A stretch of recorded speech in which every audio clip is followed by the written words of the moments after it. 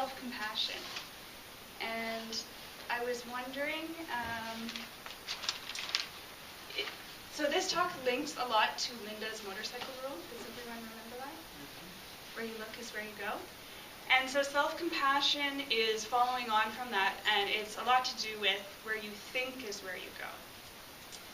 And I was wondering if I have a volunteer to read this beautiful quote from Gandhi. Carefully watch your thoughts, for they become your words. Manage and watch your words, for they will become your actions. Gandhi.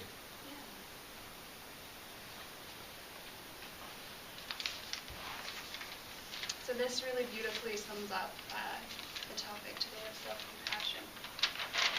So, has anyone heard the term self-compassion before? Just raise your hand if you've heard it before. Or if you've heard the word compassion. Yeah? Okay. And what is compassion? Does anyone have any ideas? You can just throw it out there. Caring for somebody else? Yeah. Considering their feelings? Yeah. Being willing to put yourself in their shoes? Yeah. Any other thoughts on what compassion is?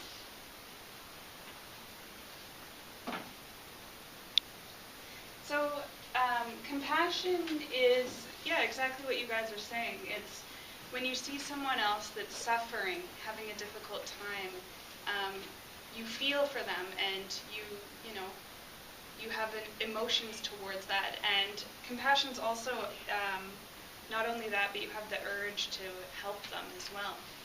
So the term self-compassion, it's kind of a new concept in Western culture, and it's something that studies have been. There's a great woman, Kristen Neff, who's done a lot of study on it, and so she's the one that I'm going to be referencing today. And another reason why this topic is so relevant is because it affects everyone. And I brought in this picture of Robin Williams when he was younger. This is a recent photo. And so self-compassion really does affect everyone. And it's something that is readily overlooked. And so I wanted to talk about it. I know we have been doing a lot of emotion-based stuff in this course, and there's a reason for it. And self-compassion is about us being able to treat ourselves really well. Because, I think about Robin Williams, and, in many cases, like, he has a family, he has a great career, he had all of his, basic needs met and more, and he still wasn't happy. So how can we take care of ourselves and make sure that, regardless of what's happening in our lives, that we can find stability within ourselves?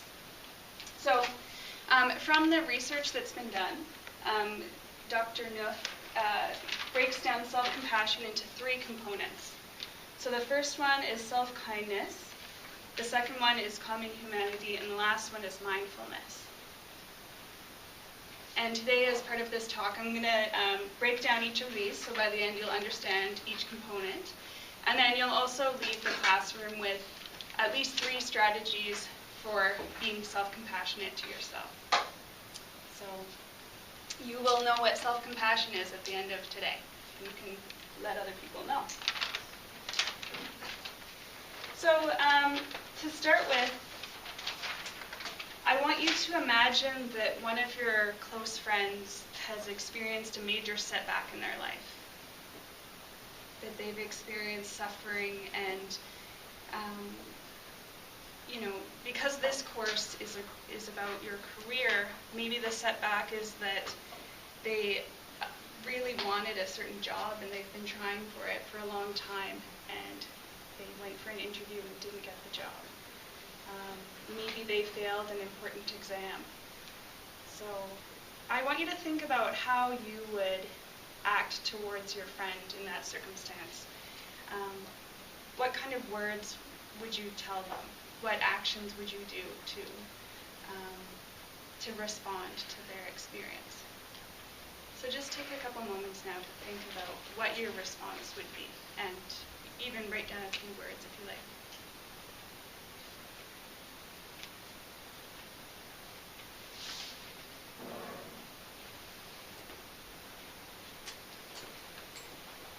So now I want you to think about yourself in a similar type of circumstance where you have experienced a setback in your life. And maybe you didn't get into a certain school that you wanted to, or that you're experiencing hardship. I want you to think about how you would talk to yourself in that circumstance in your mind.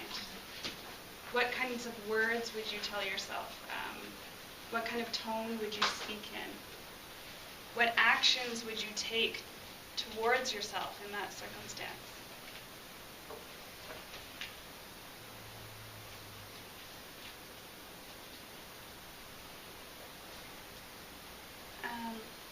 So just to explore this a little more, I want you guys to turn next to your neighbor and just share your thoughts on those two ideas. One is how you would treat a friend, and the other is how you would treat yourself. And, are those circumstances quite different, or would you treat your friend and yourself in a similar way? So just turn to the person next to you and talk about what you think the difference is. So for the friend, I let them know that I pretty much just did the same thing. tell myself for myself, my deep, And they're all another job.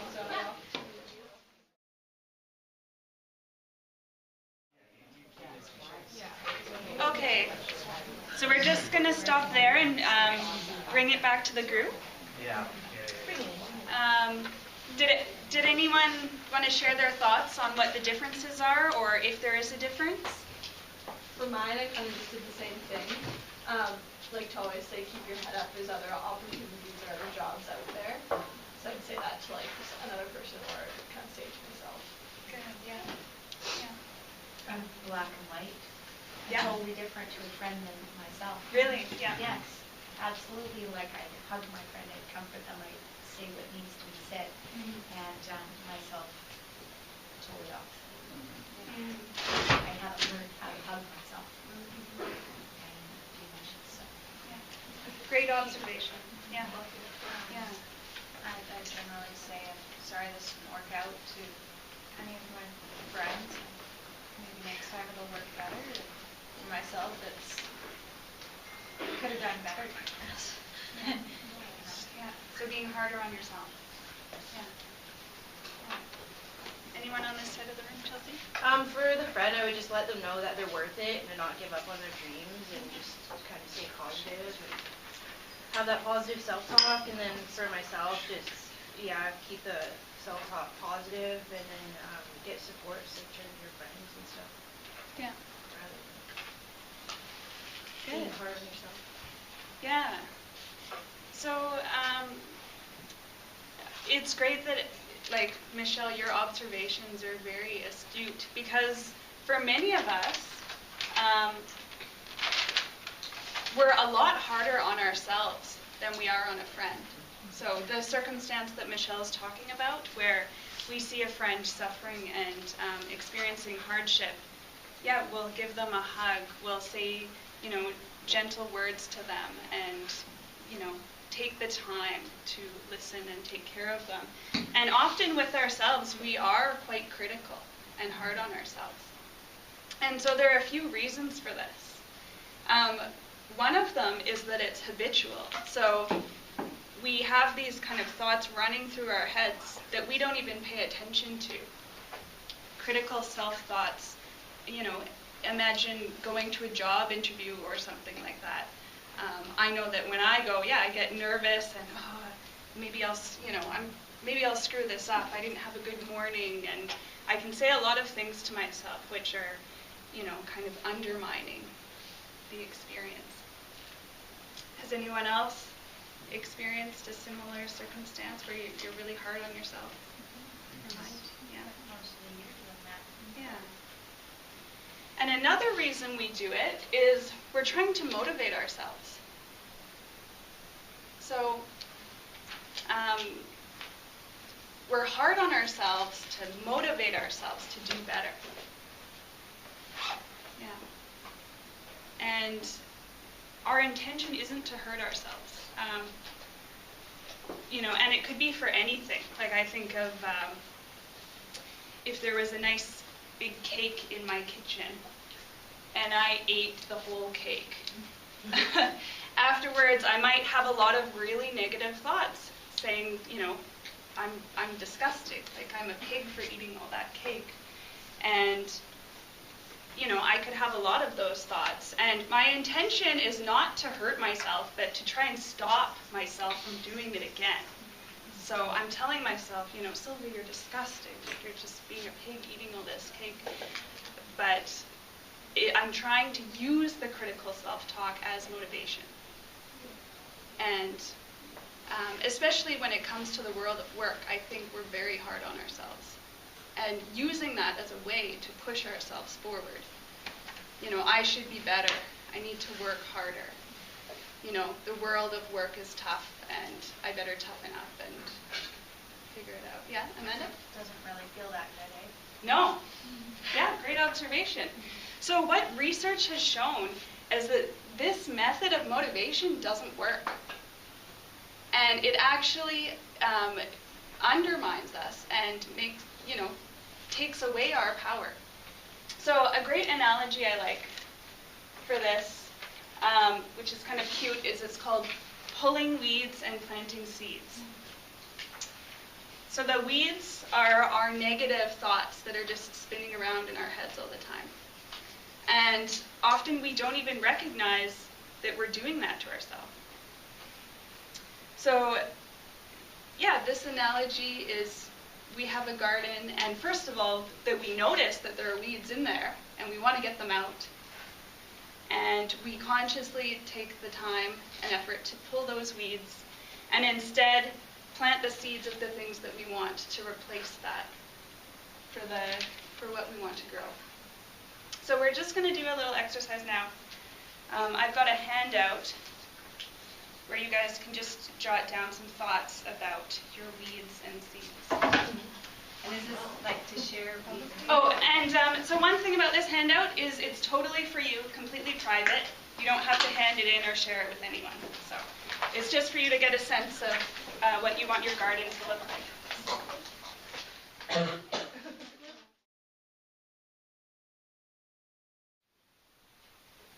Okay, so it looks like most people got some thoughts down, and I invite you to take this home and keep using it, because although what I'm talking about today may seem, touchy-feely and emotional, it's super exciting, because what it's to do with is rewiring your brain. And I got this really cool book called Buddha's Brain, and it's written by 2 brain researchers, and they also have a meditation school, and there's some really amazing research that's happening right now to do with how changing our thought processes changes the wiring in our brain. Yeah, so it's really exciting, and you can look at this book after if you like. So we're going to do a brainstorm of how we can gain some perspective and treat ourselves with kindness.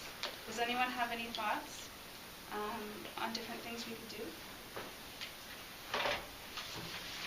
Positive self-talk. Yeah.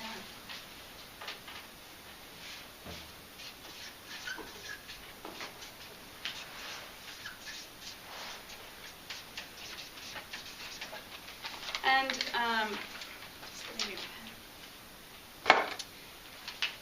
so positive self-talk, maybe we can break it down a little more, because it's not just saying positive things. When we have voices going around in our head, they're not always our voices. They could be our parents' voice, or a mentor, or maybe someone who is negative in our past. So it's also the tone of voice. Even though it's in our mind and no one's speaking it out loud, the tone, the language, the words, And then also questioning, whose voice is that? You know, is that a voice that I want to be hearing and listening to? Because we don't always have to believe what we're thinking. We can question that. Any other thoughts on how we can treat ourselves with self-kindness?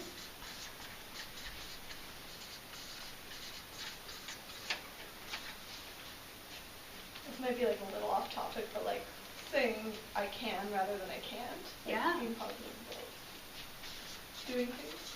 Reminding yourself that just like the internet, not everything you hear in your head is the truth. Yeah. Great.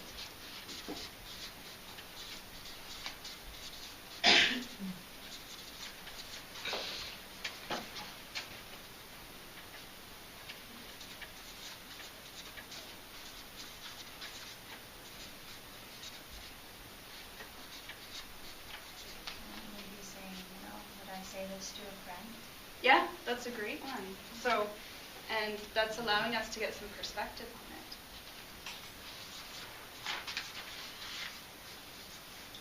We'll get those little cues that the icky feeling in our stomach the moment we start talking to ourselves. Yeah. Any other thoughts? This is linking a lot to Brian Frank's talk on grounding and how we can use different things to ground ourselves. Going to your happy place. Yeah. And how do you do that? Like each person individually has ways that To visualize where you would be, where you're out of that stress. Yeah, great. Stress is not there.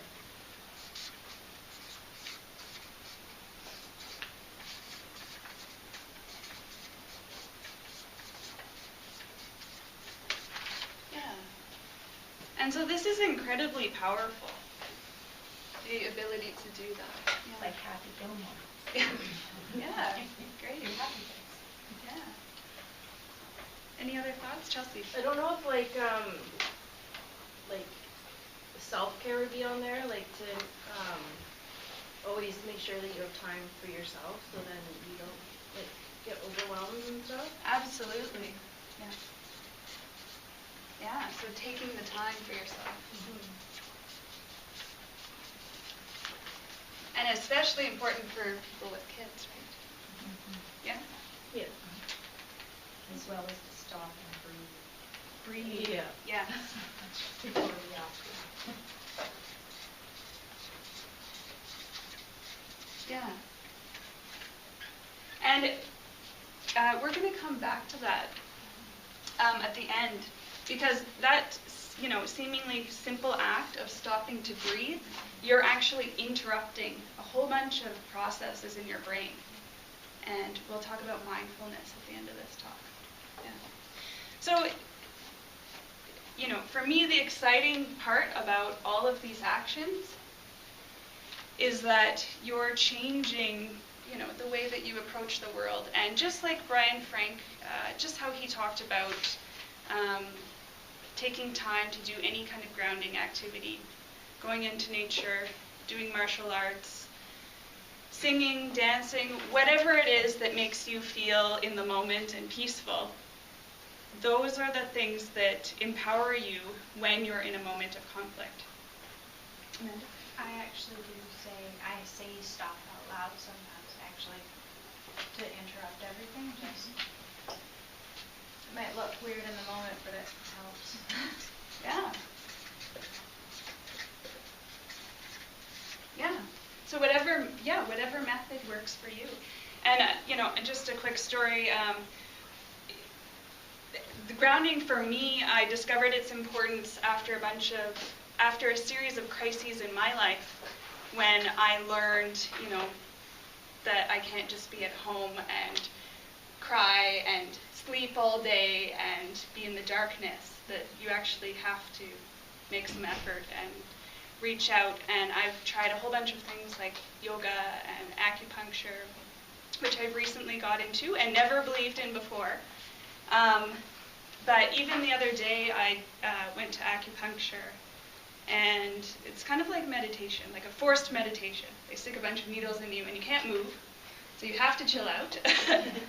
And now I'm able to fall asleep when doing that, which is great. And afterwards I went home and had a very difficult conversation with my boyfriend, and it easily would have led to an argument. And he was, raising his voice and getting super angry. And somehow I was calm and not reacting to him. And I was surprising myself with my own calmness in that moment. Because normally I'd be in there like, ready to fight back and argue back. But something had changed, and for me I realized that change has been the grounding that I've been able to give myself. So it's incredibly powerful to take the time. And you see it start to manifest in your daily life. And when we have conflicts with our families or at work or whatever, if you can draw upon your own grounding in that moment of heat, it's incredible.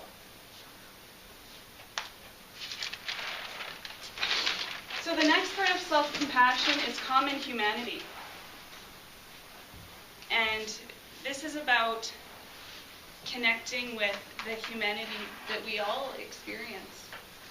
And fear is isolating. When we're in a moment of fear or feeling fear, we disconnect ourselves from the things that we love, and we isolate ourselves and become small, powerless, and we really retreat.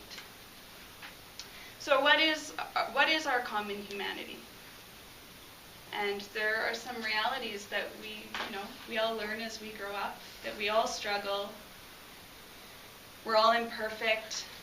We all experience pain and suffering. And it's so important to know that it's not just you experiencing that horrible circumstance, that other people go through it too, and to be able to connect with other people in that way.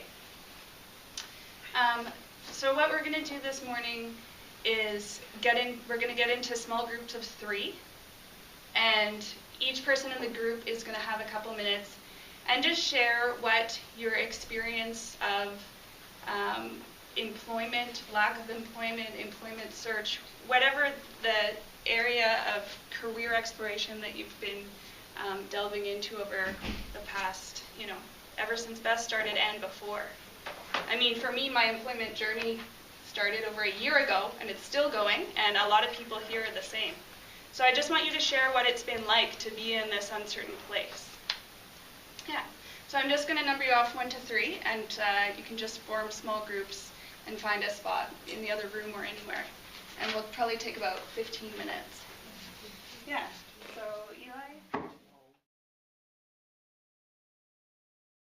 So it looks like some great discussions were happening.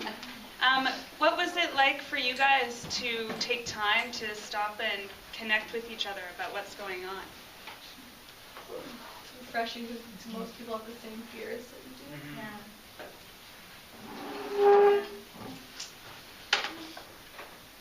Yeah, I would agree with that actually. One of the Chelsea that I was sitting with, or one of my people I was sitting with, we had a lot of things that we went through in life that were similar, and so it's nice to see that someone else went through that ICANN stage and they're working on their ICANN stage. So Awesome. Thanks.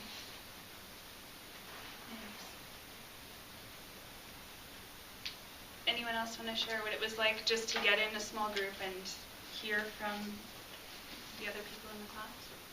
It's nice to hear that there are challenges in the world that actually make my challenges look really fine. Yeah. At risk of being a bit of a doom and gloom, it can be hard to do this work when you're in the midst of it, in the peak of it. So it's good to at least do something though, and not nothing at all. Yeah. So that's the. Yeah. And great noticing. I mean, it's to connect with others. It's vulnerable, and so it's always important to do what we're comfortable with. And if we're not ready to connect, or if it's too overwhelming, then just respect that in yourself and know that yeah, that you don't need to push yourself to do things unless you want to. Susie, I really enjoyed the conversation with Luke and Hannah. Yeah, it was just great. Cool. Yeah. And I think that, you know, the best learning that happens is with the people sitting next to you in the class. Because there is so much experience and knowledge in this room. So I think it's great to see different people connect with each other and get to know each other. I know for me, my richest experiences haven't been from a teacher at the front of the room. It's been from the people sitting next to me, finding out what they're doing. Yeah. Yeah, that's what I love about this class, is getting just to interact with everybody and everybody. Yeah. Yeah, it's so powerful. So thank you for participating, and you know, you guys were experiencing exactly the concept of common humanity. It just changes our perspectives when we talk to someone else, and we're not in our own bubble. Okay. So, we're going to talk about the last part of self-compassion, which is mindfulness. Does anyone know what the term mindfulness means, or have you heard of it? Aaron? Yeah, I've done a lot of work with it. Yeah. Just being aware. Yeah. Just being present in the moment, trying to notice things. Yeah. Yeah. So, often in this world that we live in, we're not present in the moment. We're somewhere else. Our physical body exists, but our minds are far away. And so mindfulness is about bringing your attention back to the present moment and what's going on in that moment. We all have physical bodies, and we often forget that. What's going on in this body? So it's really, about seeing things as they are, for good or bad. And if things are difficult, it's about noticing that and recognizing it. Not blowing it out of proportion into a drama, but also not shrinking it down to nothing or hiding it. It's just about accepting that this is what is happening. So, it's noticing the physical things of your body and what's around you, and then also emotions and thoughts. Yeah. So I'm going to break this down a bit, because mindfulness is a pretty big topic, and I'm a visual learner. I know there's a bunch in the group. So this is how I started to think about mindfulness. We've talked a bunch about the fight, flight, freeze, so that the instinctual responses that we have in a danger situation. And when we're doing any of these, we're not thinking, we're reacting. There's no time to think when, a bear comes out of the bush, or there's someone with a knife, or there's a natural disaster happening. You need to react. So there's good reason that we don't think here, that we just respond. But in our daily lives, we're often not in these extreme moments of danger. So we need to learn how to break up this black and white response, and how to bring in some gray in between. So this is how I imagined it, pulling apart the black and the white, and creating some space in between. And how can we do that? So rather than react, we want to be able to pause and assess the situation and then make a response to it. Yeah. And so the grounding activities that we've been talking about are what enable us to do this, to create this space. Yep. I'm having to learn how to do that at work. I've had a bit of trouble with my boss, and she likes to get on me about things, because when I first started, I reacted really strongly. I guess she thought it was funny. And now I'm learning that if I stop and I stare and I don't give any reaction, and then I process my thought before I say something. Yeah. And she gets really uncomfortable. Yeah, great noticing, and good for following it through to action. And it's interesting, responding, it can be the most powerful way to influence people,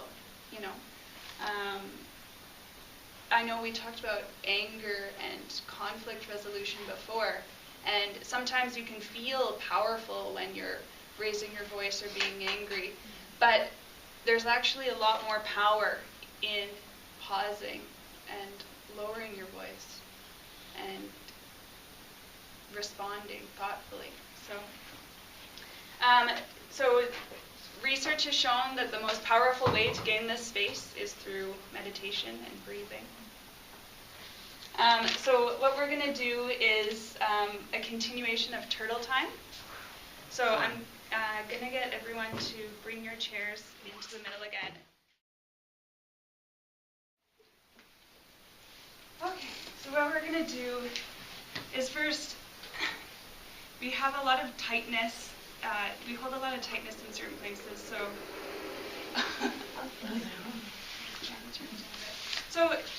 just start by relaxing your jaw and relax your tongue as well. And just get comfortable and close your eyes.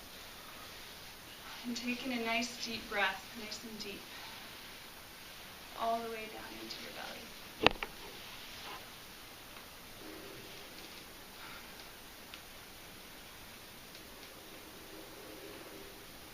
And try and make your exhales the same length as your inhale.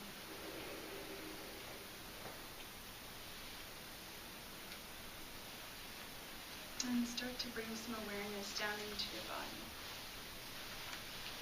We're often up in our minds, so try and move your thoughts and your mind down into the body and feel what's happening there.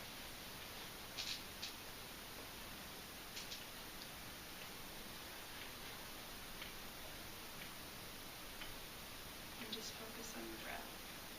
Nice big inhale and exhale.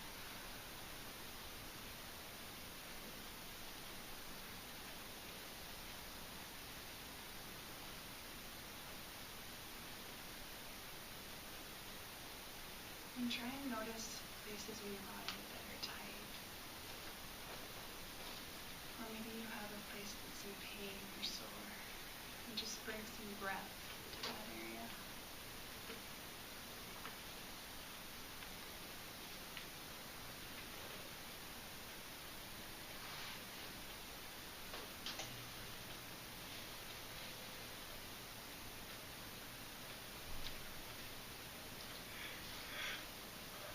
Right now you're creating some space for yourself. Each breath is bringing more space, separating the black and white further and further, creating more gray and room to breathe.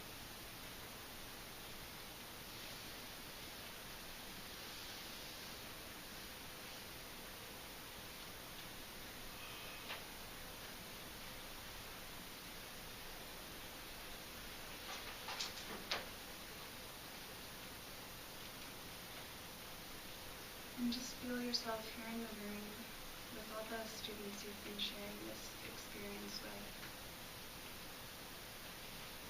All of us are on a career journey, and we're all in uncertainty right now.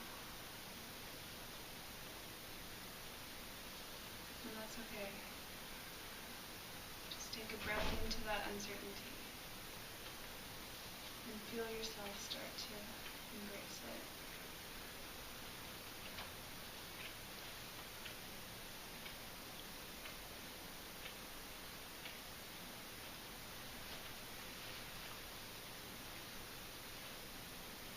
And put one hand on your heart and one hand on your stomach. Continue those nice big breaths and just feel the warmth of your hands. And feel the comfort that you bring yourself.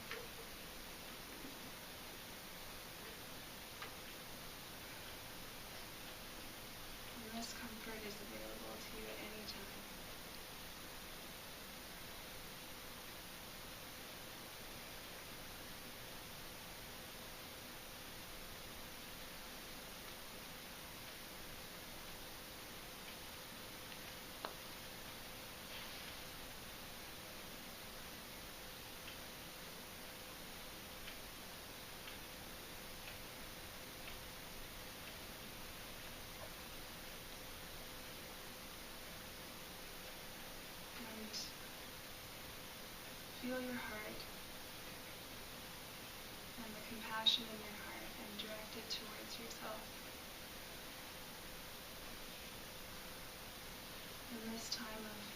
uncertainty in career search. Recognize the hard work that you've been doing.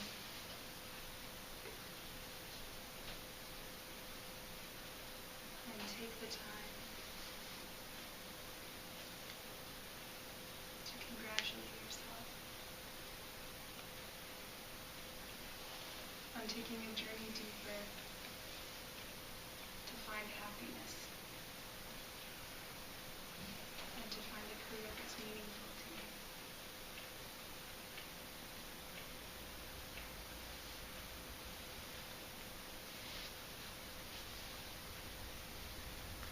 Keep focusing on your breath.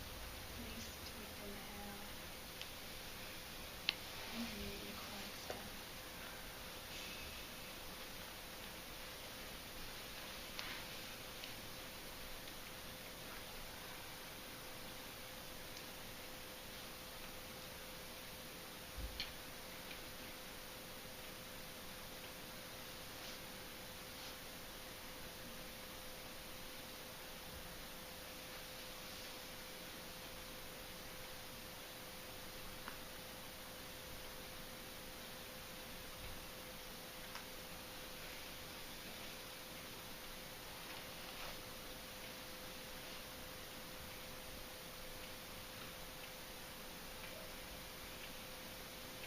And when you're ready, you'll slowly open your eyes. And just without words, just make eye contact with people around you. And just take in this experience.